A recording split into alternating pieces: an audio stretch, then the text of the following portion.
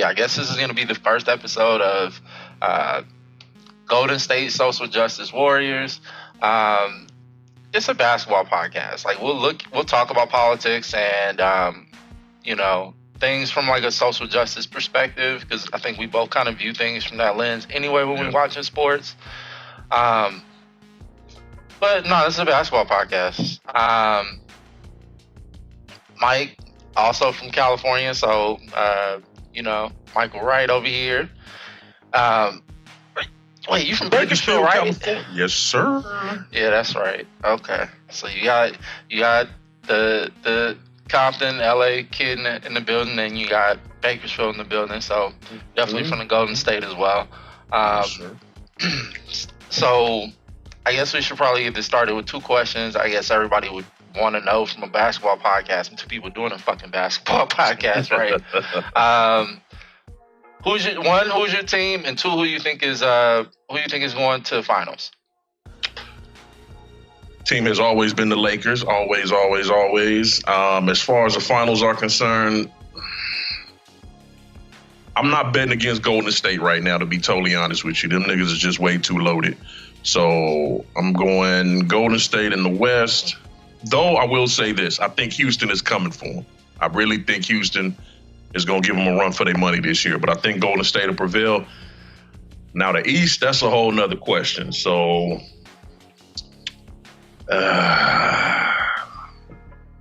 what? I don't know. I'm immediately calling it for Cleveland now after the huge trade? Hell no. I want to see how they gel. I need to see them play first. I need to see how they gel. Because I don't know.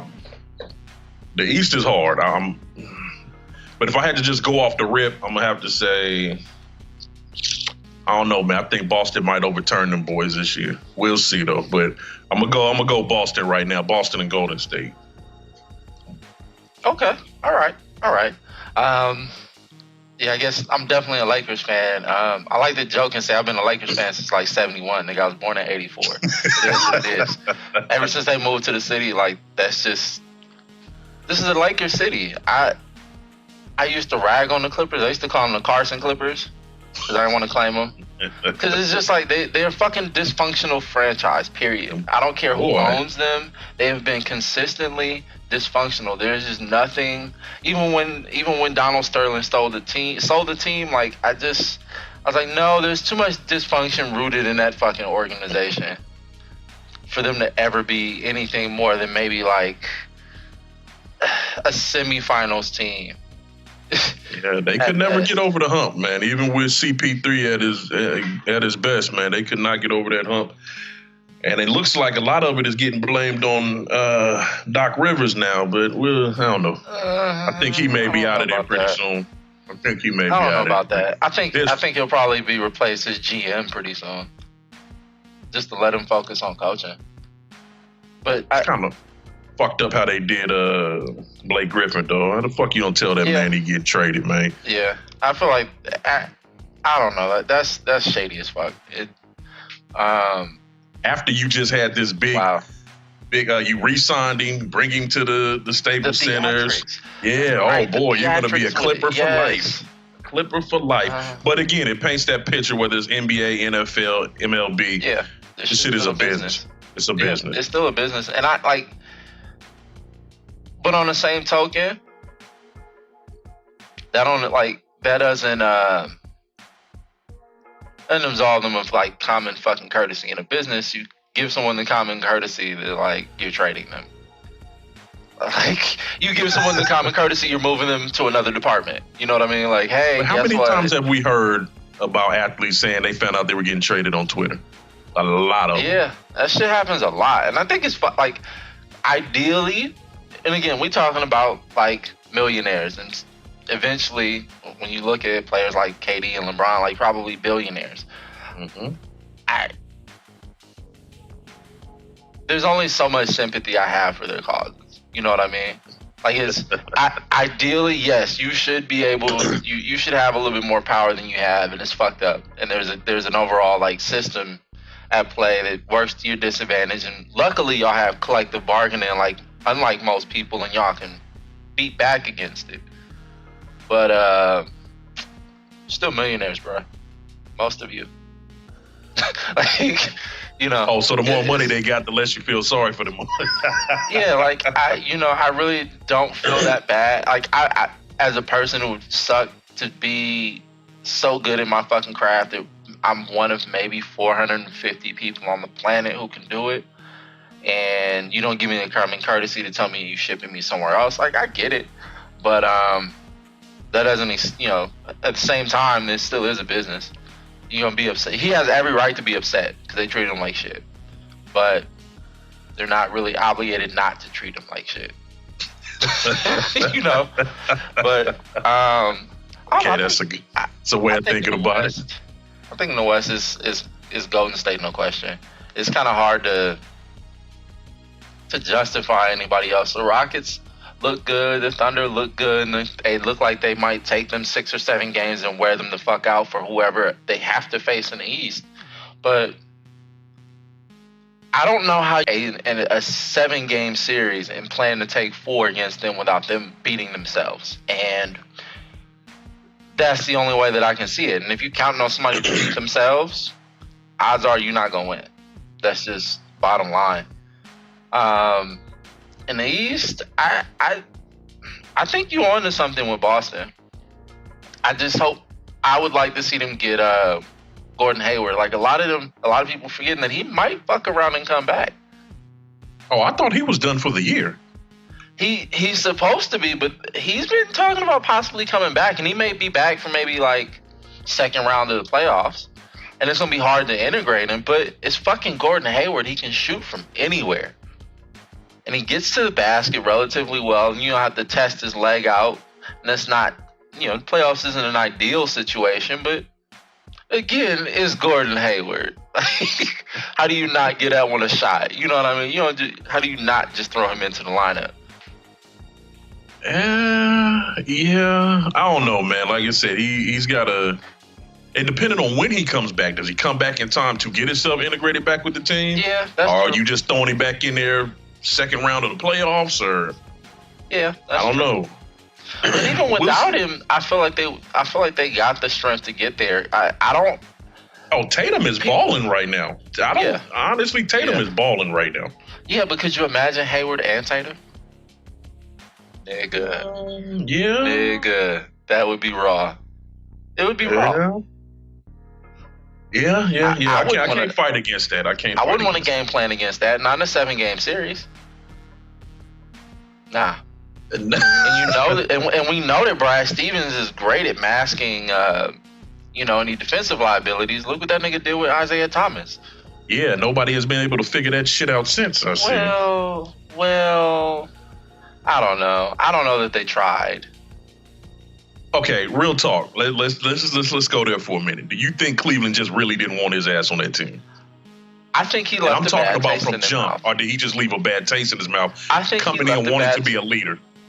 I think he left a bad taste in their mouth. I think that he's still a little hurt about leaving Boston because, again, it was almost the same situation with Blake, right? They was fawning over him, and then the next thing you know, we can get Kyrie? All right, buddy, you got to go. You got to go. We love you, though. Here's a 2-minute. We'll even interrupt Paul Pierce for you. We don't love him like they love Kobe. Well, it's okay. It's okay. He just got into some bad shit. This whole Kyrie thing just totally fucked up his whole. Well, because this was a contract year for him. He was going for that money, which I don't think he's going to get, to be honest with you, even if he had to stay healthy. I don't think they were going to pay him top player money. Why not? They were paying Kyrie that money. Yeah, but Kyrie's not the defensive liability he is. But if he gets you to the finals, right? And you guys win the finals, you don't want to give him that contract? Had he stayed? You think they would have gave him a max contract had he not been traded? Sure. If he proved himself. So now he's coming back off a bad hip. But think about it. Everybody was optimistic about him coming. Like, yes, they knew he'd be a defensive liability, but again, Cleveland was a fucking strong defensive team, and if Boston could have found a way to fix it, niggas ain't playing like a strong defensive team this year. They were up until like Christmas. I don't know what the fuck happened after Christmas, But before that, think about didn't they win like 18 or 19 games? And they were stifling on defense.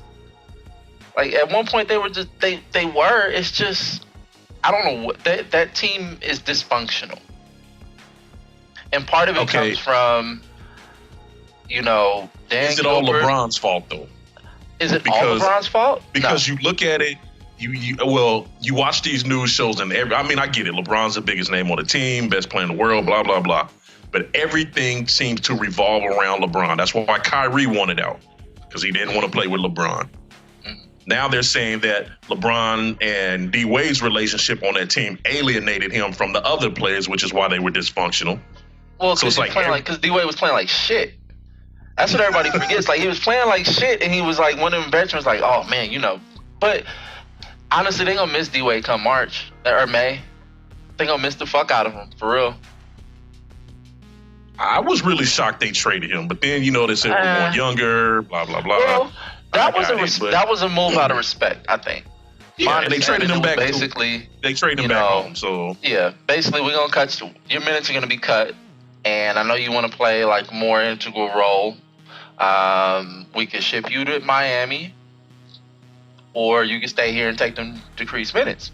He opted for Miami. Understandable. Like that was a respectful thing to do. He never should have left Miami in the first place, my personal opinion. But it's kind of hard to give up, like going to go play for your hometown city, especially as a Chicago kid, man. Yeah, but he felt slighted. He felt like Pat Riley was playing him over there, because he had took the pay cut the past few years to make room for LeBron, and then it was like, okay, now I want my money, and Riley wouldn't give it to him. Yeah, that's true. Well, yeah, that too. That too. Yeah. That nigga said, "Fuck it, I'm going home." But you know what though? I think Isaiah get. I don't know that whole situation was LeBron's fault, but I know that this is the way that I look at it is like this. You have a player who's trying to acclimate himself. You have a player who only in reality just needs to pad his regular season stats so that he can get the money that he's deserved. Like he was a fucking nightmare to guard last year. Let him get his money, right? He's the best player on the planet. The team doesn't have to revolve around you. His ball usage is and has always been throughout his entire career staggering. Like he'll stand there, he'll fucking dribble for 10, 15 dribbles. And again, he's fucking masterminding an offense. I understand, like I get it, but isn't that why Kyrie wanted out of there? Kyrie wanted to be a pure point guard. He wanted to bring the ball up the floor. Yeah, and he couldn't do that with LeBron in the offense. Not really, because LeBron was grateful for him because he could do that and he was fucking great at it. But Kyrie didn't want to play point guard when you wanted a breather, bruh. Like when you wanted a couple plays where you really didn't have to do much. Nah, do you blame Kyrie for wanting out of Cleveland? Do you think that was a smart? You don't blame him, okay? I don't blame him for wanting out of Cleveland. As much of a fuckboy as he is politically with his flat Earth believing ass. Meanwhile, his image is shown on geosynchronous satellites every fucking where. But you know what? Let's ignore that. All right. I can't blame a player for wanting to be the man. I mean, think about it. Harden could have stayed in Oklahoma City. How fucking terrible would they be to play against? Yeah, but Harden wasn't even starting in Oklahoma. He was coming off the bench. That was when he was at his best. That was when he was at his best because he didn't have to play defense as long, right? Like he could play defense for 4 or 5 plays, still keep up his level of offensive play, and you would be good. But when he started playing, superstar minutes, and you got to play superstar defense, not just 4 or 5 plays, but like 30, 40 plays. Yeah, the thing with Harden can play defense. He can. He can. He just doesn't want to. I'd say 75% of the time. But he understands that if he's as like the primary offensive threat on any team, right? If y'all want me to score, I can't be getting pounded on defense like this. Like, somebody's gonna have to pick up the slack on defense if y'all want me to to carry the offense. It's hard to go two ways. And early in his career, when he left Oklahoma City to go to Houston, I think he found that shit out, dog. Like, bruh, it's hard to do this for fucking 48 minutes, bruh. 36 minutes a game. You can't. Well, that was the one thing, even with the Kyrie trade. It was more people felt like he should have conformed his game to fit LeBron. And I'm just like, that's kind of fucked up that y'all expected him to do that. Like, you giving him hell because he wants to, because if I remember correctly, he didn't seem too happy about LeBron coming back to Cleveland in the first place. No, not really. So, yeah, it's like, but even though they sucked, they were one of the worst teams in the East before LeBron came back there. So it wasn't like Kyrie was taking them to the fucking promised land. But I think he knew right how on the cusp of being there anyway, though. He wasn't even at his prime. His first 3 years, he was still developing. Once that fourth, fifth year when he really, it was the first year LeBron got there. Yeah. They go to the finals and they lose, but Kyrie was hurt. Kevin Love was hurt. Yeah. But Kyrie looked fucking amazing during the regular season. Yeah. He looked like a whole new Kyrie because he had, he wasn't carrying the entire offensive load on a shitty lottery team. But that's my thing. When you really look at it from both sides of the fence, was playing with LeBron that bad? Because the dude looked like a damn superstar. No. Every year, the 3 years he played with LeBron, he looked like a superstar. Yeah. Oh no, I'm not saying that at all. Superstar in Boston. But to me, it didn't. Again, it didn't look to me, at least from the outside looking in, and I know I'm probably wrong about that, but from the outside looking in, it looked like he flourished in that offense. And then for him to say, yes and no. I want to be a pure point guard, so it's not like his numbers were dropping, his efficiency was still high. I mean, he was shit. Yeah, but when it comes down to the crunch time and the actual game plan, you want to be, if as a player, you want to be the focus of a game plan on a team, there are 30 fucking teams in the NBA. Sure. Somebody needs it. And I honestly blame not LeBron, but I blame whoever. I'm gonna go with Tyronn Lue on this one. I blame him to some Really? That the whole Isaiah Thomas trade didn't work because y'all couldn't find no fucking way to mask his defense, his shitty defense. None. It worked in Boston for like a season and a half. Y'all couldn't go back and look at film. in that, yeah, but like you said before, LeBron is the focus of that team. So I think most of the focus goes on LeBron. So I don't think Tyronn Lue is sitting back like, okay, we gotta inject Isaiah into this offense. How do we mask his flaws? I think everything is centered around LeBron. And it's funny because Rodney Hood when he got traded, I believe yesterday they interviewed him and he said, the team has to be the Robin to LeBron as Batman. And that struck home with me because basically they have to basically take the back seat, let LeBron do his thing, fit in where you can get in. And that's the only way. A lot of players feel like that's the only way it's going to work. And I don't think Isaiah looked at it like that. Isaiah's like, shit, I'm a fucking superstar. Let me get in here and do my thing. And I'm sure that rubbed people the wrong way. I'm sure him going off on Kevin Love rubbed people the wrong way. Foul. He was foul for that shit. That the shit that he did to try to take leadership role was uncalled for. I want to be clear when I say that shit. Him on the court, I had no problem with him trying to get his fucking legs back. He was 15 games in. And then look, first game with the Lakers last night, he puts up 22 on 12 shots, 7 to 12. Yep, mainly threes, I believe. Yeah, it wasn't just him. You have to when you have to have a second star or a second superstar, you have to find a way to fucking integrate them into the offense. You don't and to cover any defensive liabilities. In this case, he's a major defensive liability. But you traded for him. You expected him to help carry you to the finals. He's not really a catch and shoot player like that. Like, what did you expect was gonna happen? Okay, well let's talk about the actual trade. If you were Dan Gilbert for the Cavaliers, would you have traded Kyrie or let him ride his contract out? You know what? A lot of people don't. There was a rumor that said, and it came out, I want to say like a couple weeks ago, where Kyrie was basically saying, if y'all don't trade me, because he needs like some sort of knee surgery where basically it's not immediately necessary, but if he got it, it would take him out. Probably he'd have to sit for a few months, possibly the season, depending on when he got it done. And he's perfectly fine. It's just, maintenance basically. Okay. So he was threatening knee surgery. He was threatening to just go, but he would still get paid under his contract. So he was threatening to just, get the surgery if they didn't trade him. Which, a lot of people had a problem with, like, oh, well, how would you dare fake an injury? Well, no. Look at it as a professional, right?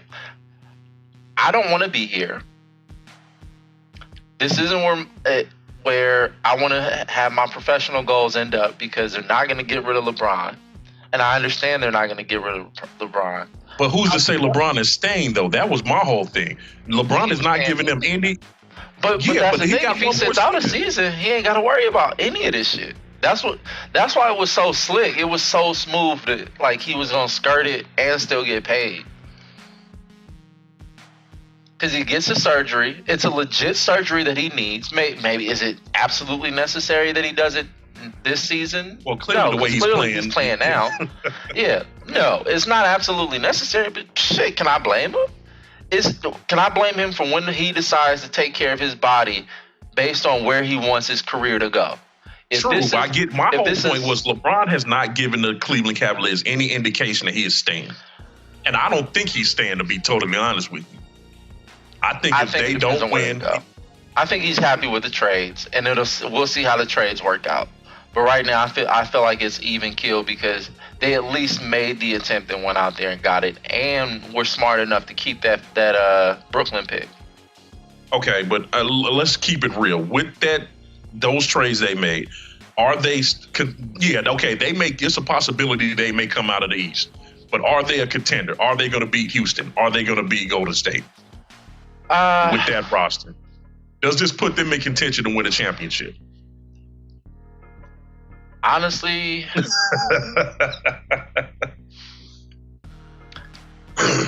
I don't know. I think it's possible. I don't know that they actually win the title, but I think they can get there in maybe last 6 games. Golden State is fucking stacked, bro. Like, and that's what I'm saying. So I think LeBron's mindset is now championships. That's what I think he wants. They're talking about he could go to Houston. If he goes to Houston, I don't know that he goes to Houston. Because this whole Laker talk, I don't know. My gut is telling me he's not going to the Lakers. I'll say that the Lakers are doing a pretty good job of recruiting him on the low. Who else do you add to that roster? Okay, so that's going to give you. What you mean? No, I'm saying if he goes to the Lakers, with the way that roster is constructed right now, so you got Ball at the point, right? I don't know. Do they keep Kentavious Caldwell-Pope at the 2? Fuck no. No. Okay, maybe you signed him to a multi-year deal that's like, I don't know, 8-9 million maybe, and then sit his ass on the bench. He's a good defender. He's not a terrible shooter. He's been terrible at times, but I don't know that I keep him there. Okay, so that would have Ball. Okay. We'll leave. I'm okay. Sure, you keep Brandon Ingram right now. Yeah, but Brandon Ingram, Ball, Ingram, LeBron James. LeBron, and then you find. Does Paul George come? But Paul George is acting like he might stay in Oklahoma. I think that Carmelo Anthony can only behave for so long. And I think that having to deal with another thing we don't talk about is how ball dominant like Westbrook is and how difficult it is to play with him. Because I'm not talking about ball dominance in the sense of taking shots. I mean like ball dominance, how much they actually hold the ball while they're on the court. Whether it's to give it up ultimately on a catch and shoot for somebody else, or it's to facilitate the offense or to run and pick and roll or whatever.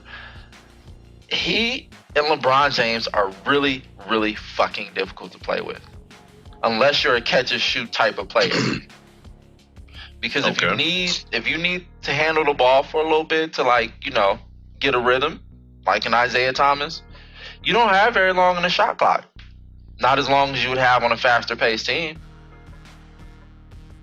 Okay. I just, and the fact that he had a player come there, right? And again, this isn't all on LeBron James. I hate when people put shit on LeBron, but the reality is when you are the best player on the team and arguably the best player on the fucking planet, and you have somebody who's brought in to help you win, even if you didn't like the trade, which, he wasn't really, it came out that he wasn't really happy about the trade for Isaiah, you try to incorporate him. You try to incorporate him and play it into his strengths. So maybe give the ball up a little bit more. Give the ball up sooner in the shot clock. Just little adjustments to help him work his way in. Like, I just, and some of this shit is on IT. Like, there's a realistic possibility that last year was just a fucking anomaly. And I'm thinking back over IT's career. I'm thinking back to Phoenix. He was a decent player when he was in Phoenix. Well, no, he started off in Sacramento, right? Was it Sacramento? Then got traded to Phoenix first. Then got traded from Phoenix to Boston. Mm-hmm. Maybe I don't know. Maybe last year was an anomaly. I don't know that it was. And he did that shit on a bad hip. That's the crazy part about all of that. Yeah. The nigga's hip was getting ready to fall off, literally. Yeah. Well, that's the thing is, it's like I can't say that it's an anomaly because he put up an amazing season and he did it throughout an injury like that. It's pretty difficult to do. It's just is. And I'm sure that had to fuck with his psyche because here you are, bad hip, and you take these motherfuckers deep into the playoffs. Yeah, and you should have sat your ass out in the playoffs. Yeah. But instead, you know what? I'm for team. I'm gonna do this for the team, and then they fucking trade you. Like bro, if I was Isaiah Thomas, I'd be fucking livid. I'm not gonna lie. On the same token, like. And then not only that, you get traded twice in a fucking season. Yeah. Yeah. But again, some of that was of his own doing. Like you can't be like talking like you that nigga when you not putting up that nigga numbers. You know what I mean? Like if he was had he called Kevin Love out and he was putting up 30 a game like he had promised or like he said he was before he came back, bet his ass wouldn't have been on the trade block. Bet he wouldn't be playing at Staples Center. Shit. I'm just saying. You know, okay, those are things. It's kind of like what's that? It's the story that Kevin Hart tells about his pops getting knocked out and talking shit. He's like, "Yo, man, I think that's what the winners say." Nah, nigga, you ain't winning. But again, some of it I understand. You coming off a team where you were the leader, you were that dude, and maybe it's hard for some athletes when you're that dude and you've been that dude for so long to come into another team, even though it has LeBron James on it, and not try to be that dude. Like he was that dude for 2 years. It's a little ego involved in that. He was that dude for 2 years though. The rest of his career, he was the other nigga. So he had the ability to adjust. He just didn't want to. And again, that's a long time in basketball. I can't necessarily. Well, yeah. And when you rise to that sort of like fame and status, when you finish top 5 in NBA and MVP voting, you kind of got a right for your head to be that big, but no, it's not LeBron big. You don't play on both ends of the court. You can't play on both ends of the court. It's somebody run a pick and roll with you like against like they did against or like the Warriors did against them, and getting that matchup against Durant and fucking Isaiah Thomas. Can you imagine that shit? Remember how they was just running the pick and rolls to get that mismatch and just have Kevin Durant sitting at the top of the key like, how am I gonna kill you today, sir? Do you want it right, left, above your head? I might even go under you. You're tiny, but like, what else? Can you imagine that shit? Kevin Durant against fucking Isaiah Thomas in the post on the block. That's so unfair. I don't even want to talk about it. Yeah, like you. Okay, so the real question is, where does IT go from here? Because I don't think he's staying with the Lakers. Or do you see the Lakers keeping him? I think it depends largely on who they get. And I say that because he's going to want that max money. He's going to have to earn that max money, though. And even if they clear up more cap space, which I think they got to get rid of Lou Aldain's contract, if I'm not mistaken. So if they get that off the books, then it's going to give them like $70 million in cap space next year. Yeah. Also. So does LeBron come to the Lakers if Isaiah is that second option and not a Paul George or whoever? Well, that depends because if he comes to the Lakers with when Walton's still a coach, like you're gonna have to change up your style of play. He doesn't play like the Lakers play a fast-paced, game anyway, so he's gonna have to speed up the pace, which isn't necessarily a bad thing. I think in a system like that, he probably could work with IT, but I think that IT might end up back up with the Lakers. What'll probably end up happening is, let's say he plays well throughout the rest of the season. It's like 28, 29 games left. Let's say he ends up averaging 25, 30 a game. If the Lakers don't pull anybody big this year, if they don't, I don't see it as improbable Magic saying, "Hey, dog, here's a 1-year contract like we gave what's his name, KCP. Here, 1 year, 18 mil. How that sound for you? We'll rent you out for a year. Maybe they get to the playoffs as a 7, 8 seed.